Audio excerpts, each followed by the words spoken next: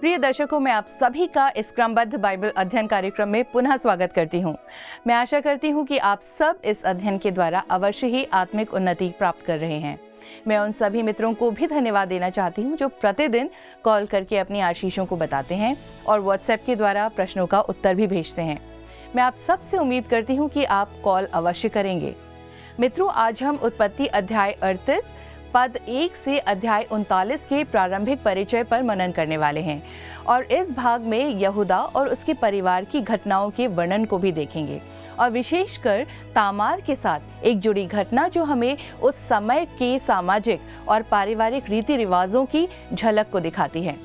इन घटनाओं के माध्यम से हम देखेंगे कि मनुष्य की कमजोरियों और गलतियों के बावजूद परमेश्वर की योजना आगे बढ़ती रही है।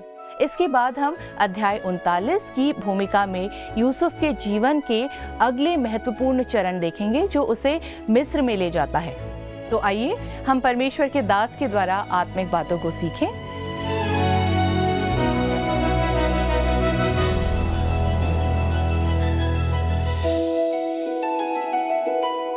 प्रिय मित्रों, आप सभी को प्रेम भरा नमस्कार। चलिए दोस्तों, जैसा आपने सुना, हम अपने अध्ययन को 38वें अध्याय से आरंभ करते हैं जिसका विषय है यहूदा का पाप और शर्म का कारण। दोस्तों, इस अध्याय को पढ़ने के बाद आप शायद चाहेंगे कि इसे बाइबल से हटा दिया गया होता तो अच्छा होता। कई लोग पूछते हैं कि परमेश्वर के वचन में इसे क्यों रखा गया है।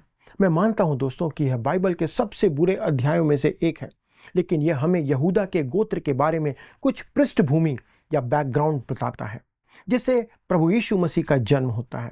इस कारण इसे बाइबल में शामिल करना आवश्यक बनाता है। इस अध्याय में आप यहूदा और तामार और पेरेस और जेरह जैसे नाम को पढ़ेंगे। अगर आपको लगता है कि वे जाने पहचाने लगते हैं तो ऐसा इसलिए है क्योंकि आपने उनके नाम मत्ती के पहले अध्याय में पढ़ा होगा। वे प्रभु यीशु मसीह की वंशावली में आते हैं।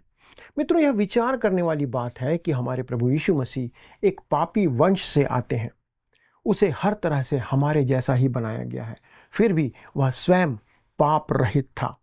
दोस्तों, वह उस मानव वंश से आया जिसमें सभी ने पाप किया है और परमेश्वर की महिमा से रहित थे।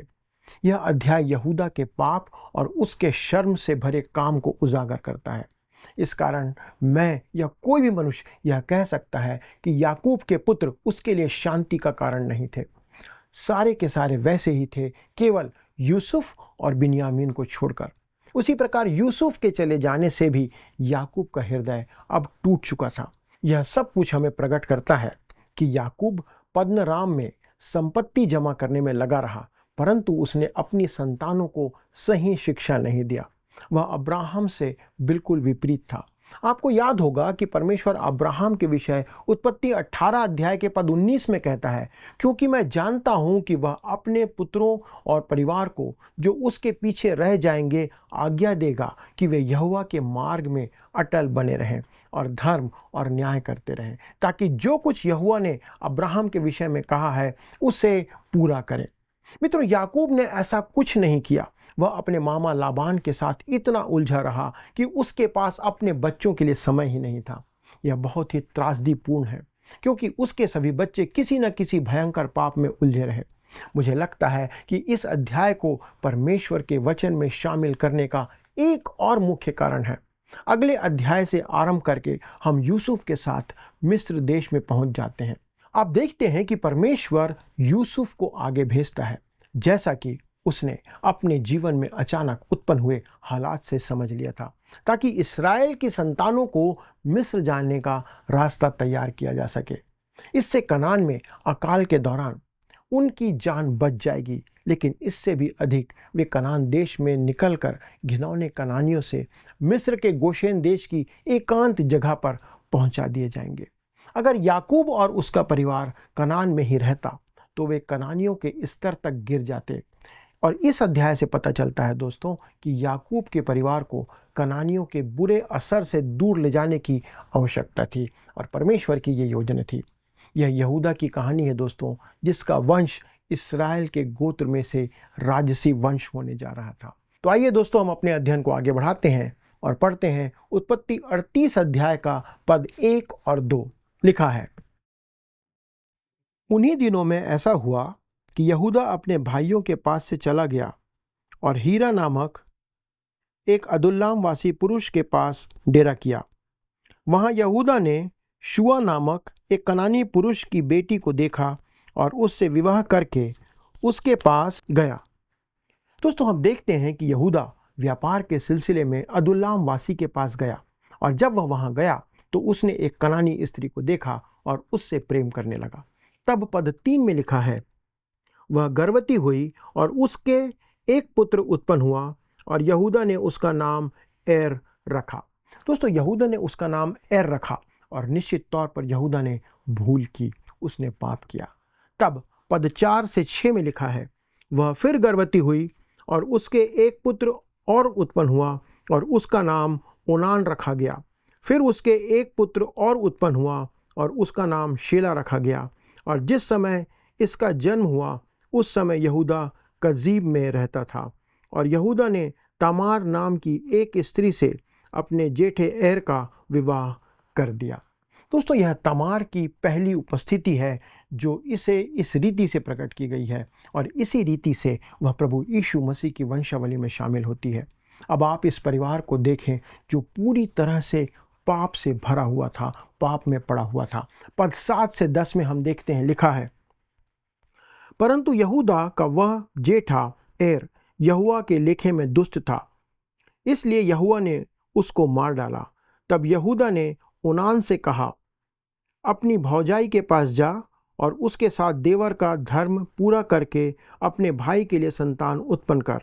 ओनान जानता था कि संतान मेरी ना ठहरेगी, इसलिए ऐसा हुआ कि जब वह अपनी भौजाई के पास गया तब उसने भूमि पर वीर्य गिराकर नाश किया, जिससे ऐसा ना हो कि उसके भाई के नाम से वंश चले।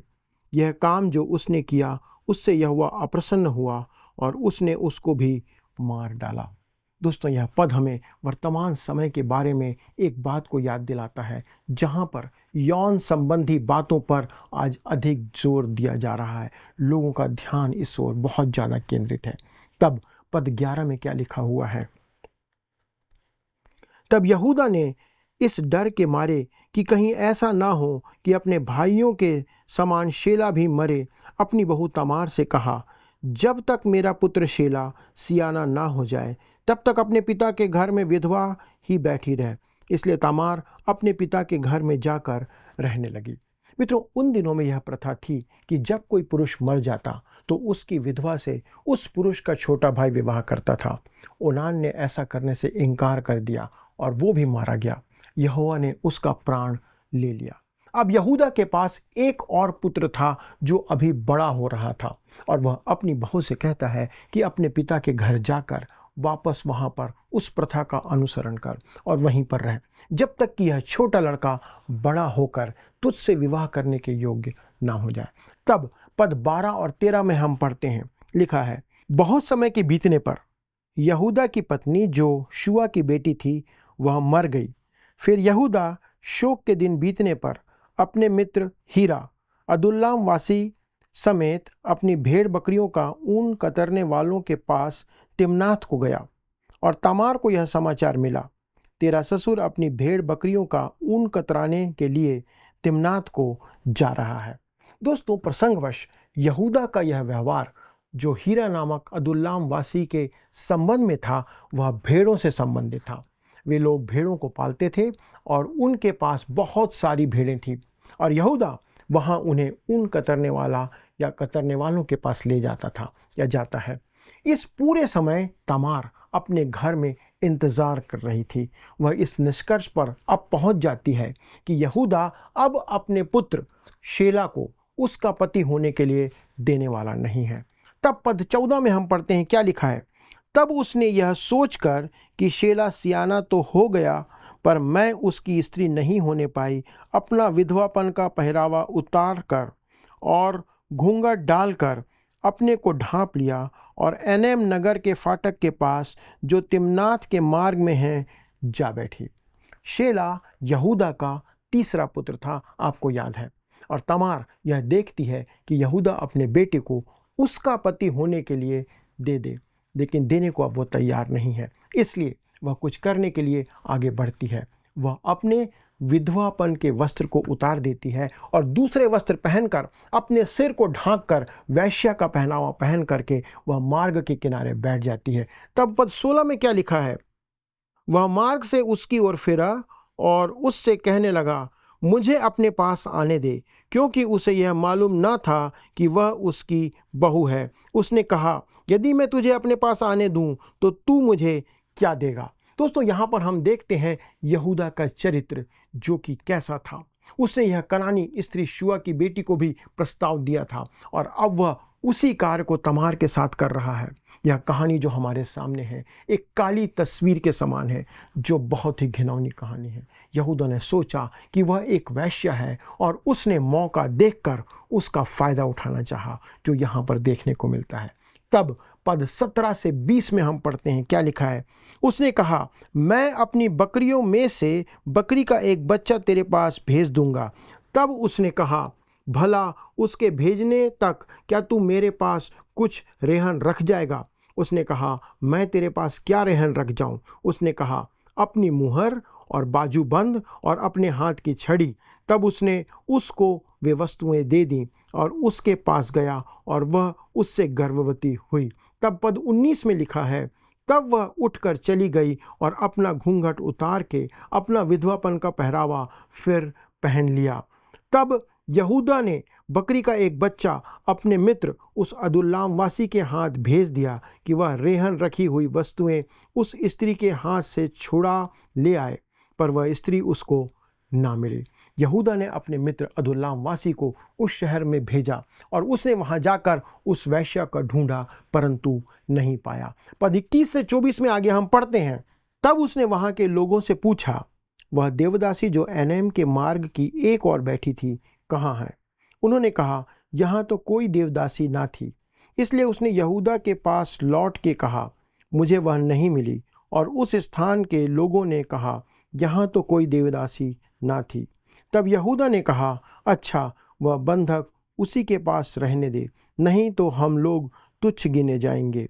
देख, मैंने बकरी का यह बच्चा भेज दिया था, पर वह तुझे नहीं मिले। पद 24 में लिखा है, लगभग 3 महीने के बाद यहूदा को यह समाचार मिला, तेरी बहू तमार ने व्यभिचार किया है, वरन वह व्यभिचार से गर्भवती भी हो गई है। तब यहूदा ने कहा, उसको बाहर ले आओ कि वह जलाई जाए। दोस्तों, यह यहूदा है, यह उसका चरित्र है। यहाँ पर उसके 2 रूप को हम देखते हैं।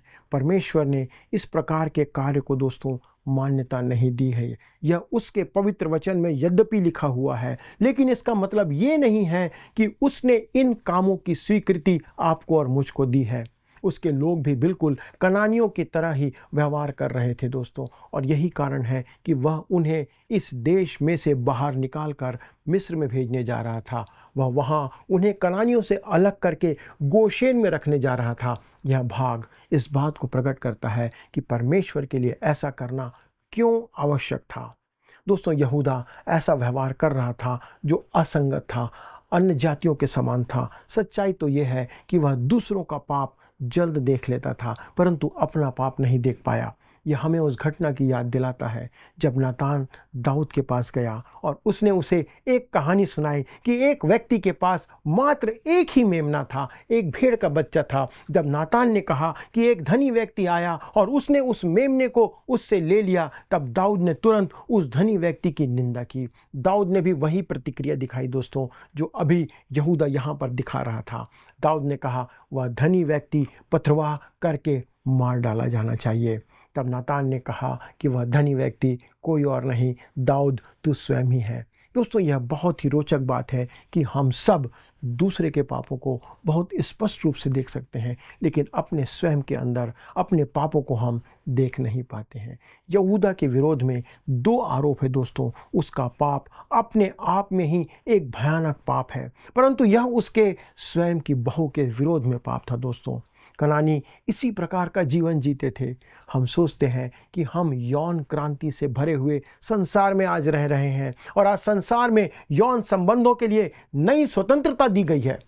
प्रिय मित्रों, शताब्दियों से अविश्वासी को यौन संबंध या स्वतंत्रता मिली हुई है, यह उनके रीति रिवाज का एक हिस्सा है। यही कारण है कि वे निम्न स्तर का जीवन जीते आ रहे हैं जैसे कि वे थे और आज हैं। और यही कारण भी था कि उनका न्याय किया गया और वे आज संसार के पटल से, उसके चित्रण से पूर्णतः हटा दिए गए हैं। अब कनानी लोगों का हाल दूसरों के लिए, हमारे लिए एक उदाहरण होना चाहिए, परंतु उसके बाद भी बहुत से लोगों को यह संदेश प्राप्त नहीं होता है, यह मैसेज उन्हें नहीं मिलता है। यहाँ तक कि मसीही विश्वासियों को भी इससे कोई संदेश नहीं मिलता है। आपको आश्चर्य होता होगा कि यह अध्याय बाइबल में क्यों जोड़ा गया है। यह बाइबल में इसलिए है दोस्तों कि हम इस बात को जान लें कि परमेश्वर पाप की स्वीकृति नहीं देता है। यह अध्याय इस बात का भी वर्णन करता है कि परमेश्वर क्यों इस्राएलियों को पलिश्तियों के देश से निकालकर मिस्र देश में भेज रहा था।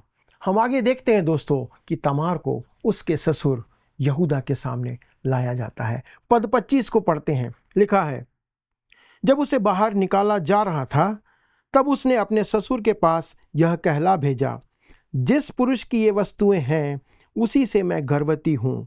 फिर उसने यह भी कहलाया, पहचान तो सही कि यह मुहर और बाजूबंद और छड़ी किसकी है।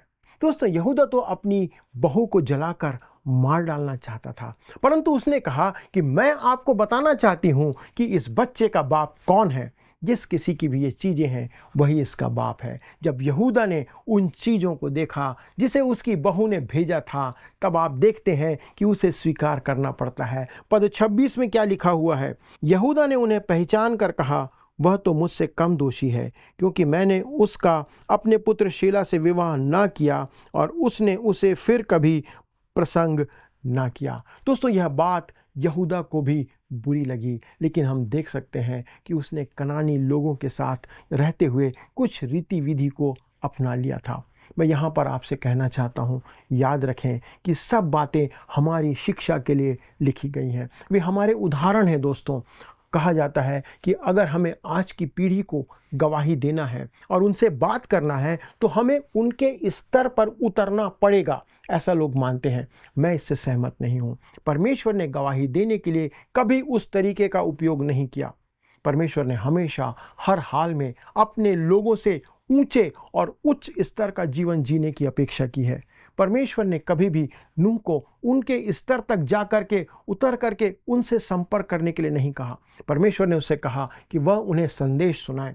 यही बात आज परमेश्वर हमसे भी कहता है, अपेक्षा करता है। मुझे पूरा भरोसा है कि यदि परमेश्वर के लोग, आप और मैं, उसके वचन को बताना आरंभ करेंगे और उसके अनुसार जीवन जिएंगे तो परमेश्वर उसकी गवाही को, आपकी गवाही को प्रभावशाली बनाएगा। आज हमारे समय में दोस्तों बहुत से परमेश्वर के दास हैं और सेवक हैं जो डरते हैं कि कहीं वे उस बड़ी भीड़ को खो ना दें जो उनके साथ है, तथा लोगों को अपनी कलीसिया की ओर आकर्षित करने के लिए वे कुछ भी कर सकते हैं और कर रहे हैं। उनमें से कुछ लोग हैं जिनकी अपनी ही समस्याएं हैं, परंतु परमेश्वर ने हमें कभी भी समझौता करने के लिए नहीं कहा है। परमेश्वर हमसे कहता है कि हम उसके सुसमाचार को लोगों तक पहुंचाएं, चाहे हमारी कलीसिया बड़ी हो या छोटी हो। एक बार परमेश्वर के एक दास को किसी कलीसिया में प्रचार करने के लिए बुलाया गया। पहली रात की सभा में भारी बारिश के कारण बहुत कम लोग उपस्थित हुए। इस कारण आयोजक पास्टर ने उस सेवक से क्षमा मांगना चाहा और उसने कहा कि आज बहुत कम लोग उपस्थित हुए हैं, हमें क्षमा करें। इस पर प्रचारक ने कहा कि हमारे प्रभु के पास शिक्षा देने के लिए केवल 12 चेले थे और फिर भी उसने कोई शिकायत नहीं किया। तो फिर कम लोग होने के कारण मैं कैसे शिकायत कर सकता हूँ? दोस्तों, यह हमारे लिए, हमारे लोगों के लिए शिक्षा की बात है। हम भी अक्सर ऐसा सोचते हैं कि यदि भीड़ बड़ी नहीं है तो परमेश्वर की उपस्थिति वहाँ पर नहीं है। हो सकता है परमेश्वर ने हमें, आपको और मुझे केवल कुछ लोगों को ही गवाही देने के लिए बुलाया हो, परंतु यदि हम परमेश्वर का वचन बांटेंगे तो उसका प्रभाव अवश्य होगा, क्योंकि परमेश्वर का वचन सामर्थी है और परमेश्वर केवल शुद्ध पात्र या बर्तनों की अपेक्षा करता है जिसके द्वारा उसका वचन प्रचारा जा सके। यहूदा ने निश्चित ही स्वयं को कनानियों के स्तर तक गिरा दिया था, जिसका परिणाम आप देख सकते हैं। तब पद 27 से 30 में हम पढ़ते हैं, लिखा है, जब उसके जन्ने का समय आया तब यह जान पड़ा कि उसके गर्भ में जुड़वे बच्चे हैं, और जब वह जनने लगी, तब एक बालक का हाथ बाहर आया और धाई ने लाल सूत लेकर उसके हाथ में यह कहते हुए बांध दिया, पहले यही उत्पन्न हुआ। जब उसने हाथ समेट लिया तब उसका भाई उत्पन्न हो गया। तब उस धाई ने कहा, तू क्यों बरबस निकल आया है? इसलिए उसका नाम पेरेस रखा गया। पीछे उसका भाई जिसके हाथ में लाल सूत बंधा था उत्पन्न हुआ और उसका नाम जेरह रखा गया।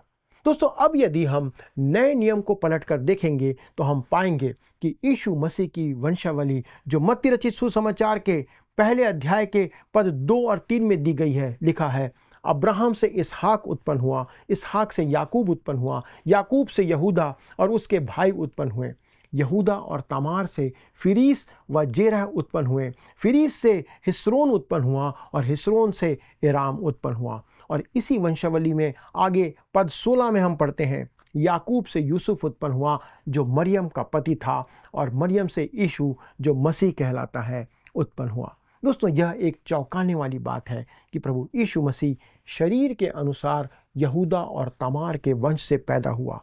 मानव परिवार में वो आया, वो एक पापी वंशावली में पैदा हुआ। यही बात 2 कुरिन्थी 5 के 21 में पढ़ते हैं, लिखा है, जो पाप से अज्ञात था उसी को उसने हमारे लिए पाप ठहराया कि हम उसमें होकर परमेश्वर की धार्मिकता बन जाए। मित्रों, इसके साथ ही अध्याय 38 समाप्त होता है और अब हम 39वें अध्याय से आगे बढ़ेंगे। उसके प्रस्तावना को देखते हैं। यहाँ पर हम एक बात को देखते हैं कि अब फिर से हमें एक छोटे से अंतराल के बाद पुनः यूसुफ की कहानी की ओर लौट कर आते हैं। अध्याय 38 में हमने पाया था कि वह अध्याय सबसे घृणित अध्याय था जो हमें बाइबल में मिलता है, क्योंकि यह अध्याय हमें यहूदा की घृणित कहानी को बताता है। हम पाते हैं कि यूसुफ यहूदा से बिल्कुल अलग और भिन्न था।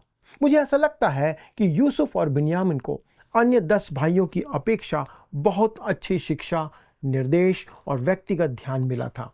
और ऐसा लगता है कि याकूब सिर्फ इन्हीं 2 पुत्रों में रुचि रखता था। यूसुफ के भाइयों की नफरत और बैर भाव के कारण वह गुलाम होने के लिए बेचा गया और उसे मिस्र देश में ले जाया गया। दोस्तों, एक 17 साल के लड़के के लिए विदेश में रहना और एक गुलाम के रूप में बेचा जाना बहुत त्रासदीपूर्ण था। बाहरी बातों में ऐसा कुछ भी नहीं था जिससे उसके दिल को हिम्मत मिलती। यूसुफ कई दृष्टिकोण से एक बदकिस्मत लड़का लगता है। मिस्र देश में भी जैसे ही उसके लिए चीज़ें ठीक होने लगी, फिर कुछ और हो जाता है। यद्यपि यह किसी उद्देश्य से हो रहा था, परंतु यूसुफ के लिए यह अनुभव बहुत कठिन था। पुराने नियम में ऐसा अन्य कोई व्यक्ति नहीं है जिसके जीवन में परमेश्वर का उद्देश्य यूसुफ की तरह इतना स्पष्ट दिखाई देता है। परमेश्वर का पूर्व प्रबंध उसके जीवन के हर एक क्षण में स्पष्ट झलकता है।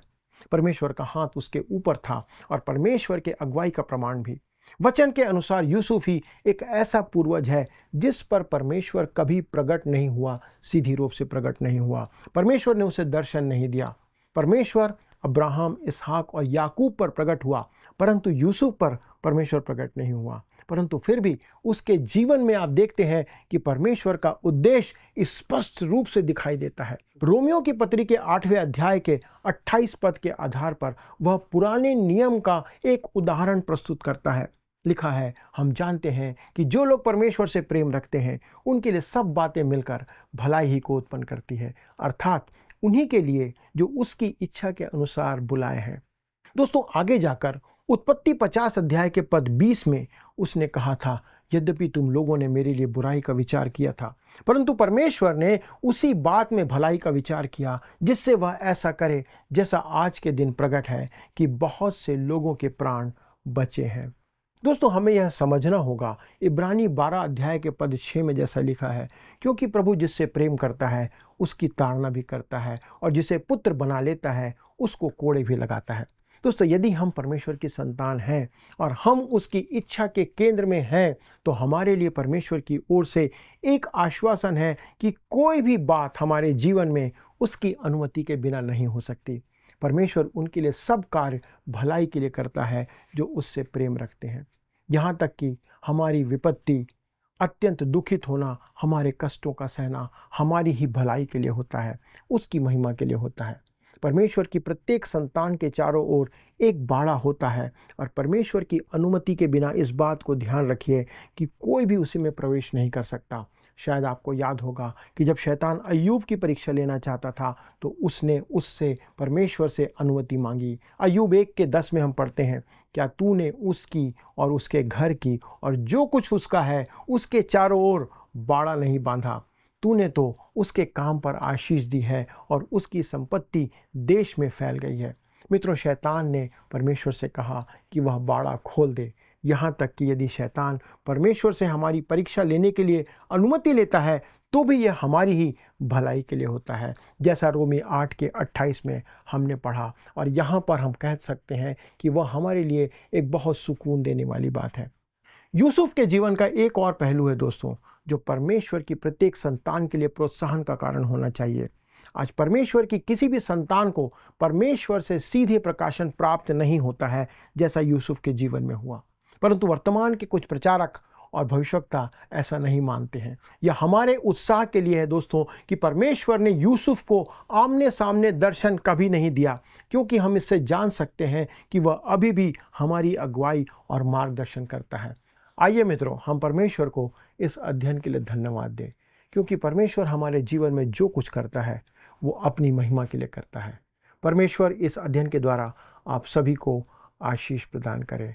प्रभु आपको आशीष दे। प्रिय दर्शक मित्रों, मैं आशा करती हूँ कि आपने आज के अध्ययन में परमेश्वर की योजना, मनुष्य की सीमाओं और परिस्थितियों को देखा है। यहूदा और तामार की घटना हमें जिम्मेदारी, न्याय और सत्य के महत्व के बारे में सोचने के लिए प्रेरित करती है। साथ ही यूसुफ के जीवन की अगली घटनाओं की शुरुआत हमें ये याद दिलाती है कि परमेश्वर कठिन परिस्थितियों में भी अपने लोगों के साथ रहता है और अपनी योजना को पूरा करता है। आइए हम भी अपने जीवन में परमेश्वर के मार्गदर्शन पर भरोसा रखना सीखें और उसके भय में जीवन को बिताएं। परमेश्वर आप सबकी सहायता करे। आइए अब हम प्रश्नों को देखें। पिछले प्रश्न का उत्तर है डी। रूबेन। रूबेन ने अपने भाइयों को यूसुफ का लहू बहाने से रोका। आज के अध्ययन पर आधारित प्रश्न है, तामार किसकी बहू थी? ए. यहूदा, बी. शिमोन, सी. लेवी या डी. रूबेन? मित्रों, इस प्रश्न का उत्तर हमें कल सुबह 6 बजे से पहले विकल्प ए, बी, सी या डी के साथ अपना नाम, पता, स्थान के साथ 9651433397 96514 33397 पर SMS या WhatsApp करें। मित्रों, यदि आप इस अध्ययन को दोबारा सुनना चाहते हैं तो स्क्रीन पर दिए वर्ड रिसाउंड्स टुडे हिंदी लिखकर आप हमारे YouTube पर सुन सकते हैं। अधिक जानकारी और प्रार्थना के लिए आप दिए गए नंबर 9651433397 96514 33397 पर कॉल करें। हमारे परामर्शदाता आपकी सहायता के लिए सदैव तत्पर हैं। प्रभु आप सभी को आशीष दे। क्या आपको यह कार्यक्रम पसंद आया? अभी हमें एक मिस कॉल करें और आप अगले विजेता हो सकते हैं।